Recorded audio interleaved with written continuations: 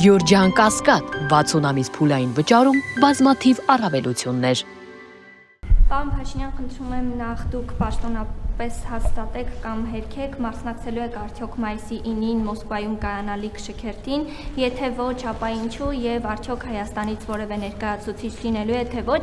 եւ ձեր այս ասուլիսին ճեպազրույցին զուգահեռ ասուլիս է տալիս Սամվել Կարապետյանը եւ հայտարարել է, որ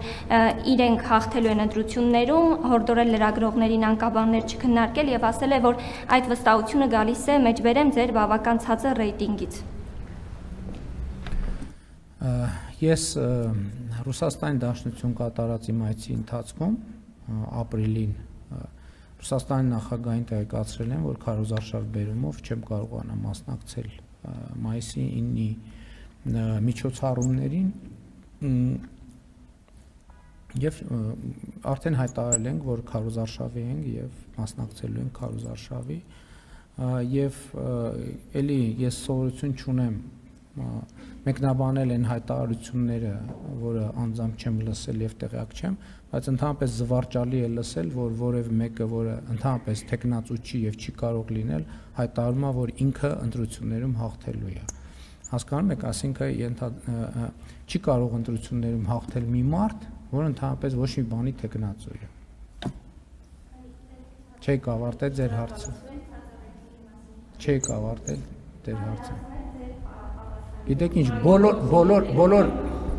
բոլոր հրապարակված հարցումների համաձայն մեր վարկանիշը առնվազն կրկնակի ավելա ամենաբարձր վարկանիշ ունեցող ընդդիմադիր ուժից, ասել էդ էլ մենք մենք չենք ասում։ Այսինքն դուք չգիտեք այդ հարցումները հրապարակվում են, դուք տեղյակ չեք այդ հարցումներից։ Շնորհակալություն, հաջորդ հարցը կենտրոն։ Պարոն Փաշինյան, Ֆրանսիայի նախագահ այստեղ Եվ իմիջիայլոց ես ասեմ, ես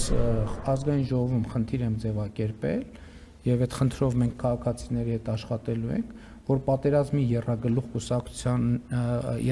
կուսակցություններից որևէ մեկը չհաղթահարի խորհրդարան անցնելու համար անհրաժեշտ շեմը։ Մեր ծրագիրը դա է, որ նրանցից որևէ մեկը պետք է չհաղթահարի խորհրդարան անցնելու անհրաժեշտ շեմը։ Եվ կոնկրետ խոսում եմ Հայաստան դաշինքի մասին, խոսում եմ ուժեղ Հայաստան կուսակցության մասին եւ խոսում եմ Բարգավաճ Հայաստան կուսակցության մասին։ Այսինքն այդ կուսակցությունները հլա պետք է մտածեն խորհրդարան անցնելու մասին, այդ որ ասում են հաղթելու ենք, էս ենք անելու, ինչ ենք անելու։ Ծիծաղելի է ուղղակի։ Այդ եւս մեկ անգամ ցույց է տալիս, որ այդ մարդիկ Հայաստանում քաղաքական գործընթացի հետ ու ժողովրդի հետ ընդհանրապես կապ չունեն, որևէ կապ չունեն։ Իրանց ինֆորմացիայի եւ ներշնչանքի աղբյուրները Հայաստանի Հանրապետությունում չեն այդ 100%։